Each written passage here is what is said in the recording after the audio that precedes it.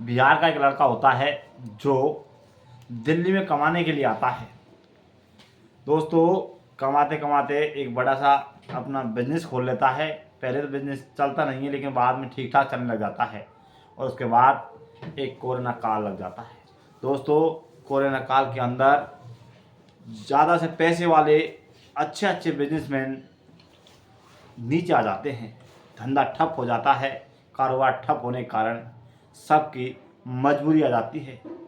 जो लोग बाहर से आए हुए होते हैं उनको भी बहुत ज़्यादा परेशानी का सामना करना पड़ता है। ऐसा एक बिहार का लड़का जो दिल्ली के अंदर इसी तरह फंस जाता है। दोस्तों, उसके बाद वो एक कमरे की तलाश करता है और उसे कमरा मिल जाता है। उस कमरे के अंदर सिर्फ कोई नहीं रहता है, एक 60 साल की एक बूढ़ी डोगरी रहती है। दोस्तों, इसके बाद जो होता है, दोस्तों एक इस तरह एक बुरी तरह से उनके बीच पहले तो दोनों के बीच प्यार प्रेम बढ़ जाता है और फिर एक ऐसी दर्दनाक कहानी बनती है जो आप सुनेंगे तो आपके पैरों तरह से ज़मीन खिसक जाएगी। दोस्तों, कहानी शुरू करने से पहले आपसे छोटी सी रिक्वेस्ट है कि अगर आप हमारे चैनल पर नए हो तो प्लीज़ हमारे चैनल शेयर करें, सब्सक्राइब करें और बेल आइकन दबाएं। नमस्कार दोस्तों, मैं धर्मवीर आपको आज जो सच्ची घटना सुनाने जा रहा हूँ वो सच्ची घटना है दिल्ली की, लेकिन इसकी शुरुआत होती है बिहार से। बिहार का एक लड़का होता है जिसका नाम देवेंद्र होता है। वो मिडिल क्लास परिवार से होता है। उसके परिवार में ज़्यादा पैसे की आवक नहीं होती है। इस कारण से कुछ पैसे कमाने के चक्कर में अपना बिजनेस चलाने के लिए वो बिहार से दिल्ली चला आता है। दिल्ली में आकर वो तांबे के तारों की पैकिंग का काम चालू करता है। आते ही उसका बिजनेस नहीं चलता है। धीरे धीरे समय बीतता चला जाता है और अब धीरे धीरे उसका बिजनेस रफ्तार पकड़ लेता है और उसका बिजनेस ठीक ठाक चलने लग जाता है। अच्छी खासी इनकम होने लग जाती है। लेकिन फिर से वहाँ पर एक ऐसा होता है कि कोरोना काल लग जाता है। कोरोना काल के अंदर पूरे भारत को बंद कर दिया जाता है। सभी धंधे, सभी बिजनेसमैन, जो भी रोजगार होता है, सारे बंद कर दिए जाते हैं। इधर उधर जाना आना भी बंद कर दिया जाता है। लेकिन देवेंद्र को पता था कि ये बीमारी है, इससे भारत कभी न कभी तो निजात पाएगा और मुझे यहाँ से जाना नहीं है, क्योंकि अब मेरा बिजनेस ठीक ठाक पकड़ चुका है। दोस्तों, इसके बाद अब वो रहने के लिए अपने लिए एक कमरा ढूंढना स्टार्ट कर देता है। दोस्तों, ढूंढते ढूंढते वो एक दिल्ली की एक कॉलोनी के अंदर पहुंच जाता है। इस कॉलोनी के अंदर एक मकान मिलता है जो 2-3 मंजिला मकान होता है, बहुत बड़ा मकान होता है। उस मकान के अंदर सिर्फ एक 60 साल की एक बूढ़ी अम्मा रहती है। दोस्तों, उसके परिवार में कोई ज़्यादा कुछ नहीं है। उनकी एक बेटी होती है, उसकी शादी कर दी जाती है। दिल्ली की एक दूसरी कॉलोनी के अंदर ही वो बेटी रहती है। दोस्तों, देवेंद्र आकर वहाँ पर कमरे की पूछता है। उस जो बूढ़ी अम्मा होती है उसका नाम आशा देवी होता है। वो भी मना नहीं करती है और कमरे के किराया देने के लिए हाँ कर देती है। दोस्तों, इसके बाद देवेंद्र इसका अंदर रहना स्टार्ट कर देता है, वहाँ रहता है। और दोस्तों, धीरे धीरे समय बीतता चला जाता है और देवेंद्र के पास जितने पैसे थे वो सारे पैसे ख़त्म हो चुके होते हैं। लेकिन दोस्तों, आशा देवी घर के अंदर अकेली थी। आशा देवी जब भी ज़रूरत पड़ती थी देवेंद्र को अपने पास आकर बैठा लेती थी। अब देवेंद्र के प्रति दोनों के बीच नज़दीकियाँ बढ़ जाती हैं और अब देवेंद्र और उस बूढ़ी डोगरी, जिसकी उम्र लगभग 60 साल होती है, देवेंद्र की उम्र लगभग 31 साल होती है। आधा आधे उम्र का फ़र्क था, लेकिन दोनों के बीच प्यार हो जाता है। प्यार इतना गहरा हो जाता है कि दोनों के बीच दोनों शारीरिक संबंध बनाने लग जाते हैं। दोस्तों, दोनों के बीच शारीरिक संबंध बनाने काफ़ी दिन तक चलते रहते हैं। इधर उसकी लड़की होती है, वो भी वहाँ पर घूमने आती है। उसका दामाद होता है, वो भी वहाँ पर घूमने आता है और वापस चले जाते हैं। इसी बीच इनका जो खेल चलता है, इन खेल के बारे में किसी को भी नहीं पता चलता है, लेकिन जो इनका खेल चल रहा होता है काफ़ी समय बीत जाता है। अब दोस्तों, जैसे ही एक वहाँ पर एक लड़की होती है, वो पढ़ाई करने के लिए आती है। उसका नाम प्रियंका होता है। अब वो लड़की वहाँ पर कमरा ढूंढना स्टार्ट करती है। धीरे धीरे कमरे के पूछने के लिए फिर उसी घर में पहुँच जाती है। वहाँ पर देवेंद्र रहता है। देवेंद्र इस कमरे के लिए हाँ कर देता है, वहाँ पर रहने लग जाती है। अब दोस्तों देवेंद्र और प्रियंका के बीच नज़दीकियाँ बहुत ज़्यादा बढ़ जाती है। अब जैसे ही प्रियंका देवेंद्र के बारे में पूछती है, देवेंद्र बताता है कि मैं सीबीआई का ऑफिसर हूँ और यहाँ पर इस तरह काम कर रहा हूँ। कोरोना काल के कारण थोड़ी कमी आ गई, इस वजह से मैं अभी यहाँ किराए के कमरे में रह रहा हूँ।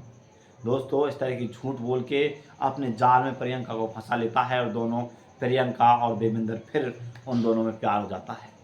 दोस्तों प्यार होते होते अब दोनों की नज़दीकियाँ और ज़्यादा बढ़ जाती है और दोनों शारीरिक संबंध बनाने स्टार्ट कर देते हैं। अब दोस्तों जो देवेंद्र होता है, उसकी जो आशा देवी होती है उससे दूरियां बढ़ जाती हैं और जो प्रियंका नाम की जो लड़की होती है उससे नज़दीकियाँ बढ़ जाती है। दोस्तों लेकिन जो आशा देवी होती है अपनी बेटी से मिलने जाती है, लेकिन रोज़ जाती है, शाम को वापस घर लौट आती है। जब तक देवेंद्र प्रियंका के साथ खूब रहता है, लेकिन दोस्तों एक दिन जैसे ही आशा देवी जाती है लेकिन वापस लौट के नहीं आती है। 2 दिन बीत जाते हैं, 3 दिन बीत जाते हैं, 4 दिन बीत जाते हैं। अब उसकी बेटी अपनी माँ को फ़ोन करती है, लेकिन आशा देवी का फ़ोन स्विच ऑफ आता है। अब दोस्तों आशा देवी अपनी माँ के लिए सीधे घर आ जाती है। वहाँ आकर देवेंद्र से पूछती है कि आखिर माँ कहाँ है। देवेंद्र कहता है कि आप क्या कह रही हो, अपनी माँ तो तुम्हारे घर ही गई। दोस्तों ये सुनकर अब उसकी बेटी के पैर तले से ज़मीन खिसक जाती है कि आखिर ऐसा 4 दिन हो गए हैं। दोस्तों 4 दिन बीत जाते हैं। 5 दिन बीतने के बाद अब आशा देवी की जो बेटी होती है वो पुलिस में रिपोर्ट दर्ज कराती है अपनी माँ की गुमशुदगी की। दोस्तों गुमशुदगी की रिपोर्ट दर्ज कराने के बाद अब पुलिस अपने हिसाब से ढूंढना स्टार्ट कर देती है। अब दोस्तों जैसे पुलिस ढूंढती वहाँ पहुँचती है, तो जैसे ही किसी की नज़र नहीं पड़ती है, लेकिन उसकी बेटी होती है उसकी नज़र पड़ती है कि जो उसकी माँ का जो कमरा है वो बंद है। दोस्तों ये देखकर जैसे ही नज़दीक जाती है तो उसके कमरे के अंदर से बहुत ज़्यादा बुरी बदबू आ रही होती है, वहाँ कोई रुक नहीं सक पा रहा है। और दोस्तों जो देवेंद्र होता है प्रियंका को उस मकान में छोड़कर अपने गांव भाग जाता है। दोस्तों अब जो जो आशा देवी की बेटी होती है अपने पति यानी आशा देवी के दामाद को फ़ोन करती है कि जिस कमरे में माँ रहती है उस कमरे से बहुत ज़्यादा बदबू आ रही होती है। दोस्तों तुरंत उसका दामाद आता है, वहाँ देखता है कि वहाँ से बहुत ज़्यादा बदबू आ रही होती है। तुरंत पुलिस को सूचना दी जाती है। पुलिस आती है, सफाई कर्मचारियों को साथ लेकर आती है और जैसे ही कमरा खोला जाता है वहाँ देखते हैं कि बहुत ज़्यादा बदबू आ रही होती है। लेकिन जैसे जैसे करके कमरे के अंदर प्रवेश किया जाता है, वो बेड के अंदर से बहुत ज़्यादा बदबू आ रही होती है। अब बेड को खोला जाता है तो दोस्तों उसके अंदर एक लाश मिलती है और लाश की जो हालत होती है वो किसी को देखी नहीं जाती है। वहाँ से भाग जाते हैं। इतनी बदबू, इतनी सड़न, एक प्लास्टिक के कट्टे में से बदबू आ रही होती है, लेकिन पुलिस उसको बाहर निकालती है। बाहर निकाल कर पोस्टमार्टम कराया जाता है। दोस्तों पोस्टमार्टम कराने के बाद अब उसमें पता चलता है कि जिस दिन मौत हुई है उस दिन किसी दूसरे व्यक्ति से हाथापाई हुई है। दोस्तों पुलिस अब अपने हिसाब से ढूंढना स्टार्ट करती है। पुलिस पूछती है आखिर यहाँ पर कौन रहता है, पूरी बात पूछी जाती है, प्रियंका से मिलाई जाती है। प्रियंका पूछती है आखिर तुम्हारे साथ देवेंद्र था, कहाँ पर है। तो जो प्रियंका बताती है कि देवेंद्र अपने गाँव गया हुआ है, हम दोनों एक दूसरे से प्यार करते हैं और अपने माता पिताओं से शादी की बात करने गया हुआ है। अगले महीने हमारी दोनों की शादी तय होने वाली है। दोस्तों ये बात सुनकर प्रियंका के साथ पुलिस बैठती है और पुलिस प्रियंका को अपने साथ बैठाती है और देवेंद्र के एड्रेस बिहार चली जाती है। दोस्तों वहाँ जाकर बिहार में जाकर जैसे ही पुलिस पर देवेंद्र की नज़र पड़ती है, देवेंद्र भागने की कोशिश करता है, लेकिन पुलिस उसके पकड़ लेती है, कहती है कि रोको, ऐसे कैसे डर रहे हो। जब देवेंद्र कहता है कि ऐसी कोई बात नहीं है, मैं सिर्फ मेरे काम से भाग रहा था और मैं थोड़ा डर गया था इस कारण से। दोस्तों इसके बाद पुलिस उसे पकड़ती है, गिरफ्तार करती है और फिर अपने हिसाब से थाने लाती है। फिर उसे पूछताछ करती है। देवेंद्र तुरंत ही, बहुत ही जल्दी सारा गुनाह कबूल कर लेता है। वो बताता है कि हमारे दोनों की प्यार था, दोनों की दोस्ती थी, लेकिन उसके बारे में आशा देवी को पता चल जाता है। आशा देवी विरोध करती है और फिर हमारे दोनों की हाथापाई होती है। फिर उसके सिर में मैं एक ईंट की उठाकर दे देता हूँ, उसको बेहोश हो जाती है। फिर उसके मुंह को, सिर को ईंट से कुचल दिया जाता है, उसकी हत्या कर दी जाती है। दोस्तों इसके बाद देवेंद्र को जेल भेज दिया जाता है। तो दोस्तों ये थी आज की कहानी। अगर आपको अच्छी लगी हो, आप हमारे चैनल पर नए हो तो प्लीज़ हमारे चैनल शेयर करें, सब्सक्राइब करें और बेल आइकन। दोस्तों इस कहानी को सुनाने का उद्देश्य किसी को परेशान करना नहीं, किसी का दिल दुखाना नहीं, हमारा उद्देश्य आप सचेत रहें, जागरूक रहें। इसलिए हम आपको इस तरह की वीडियो कहानी लेकर आते हैं। आगे भी इसी तरह की वीडियो कहानी लेकर आते रहेंगे। जब तक बने रहिए हिंदुस्तान क्राइम न्यूज़ चैनल पर। जब तक के लिए नमस्कार, जय हिंद, जय भारत।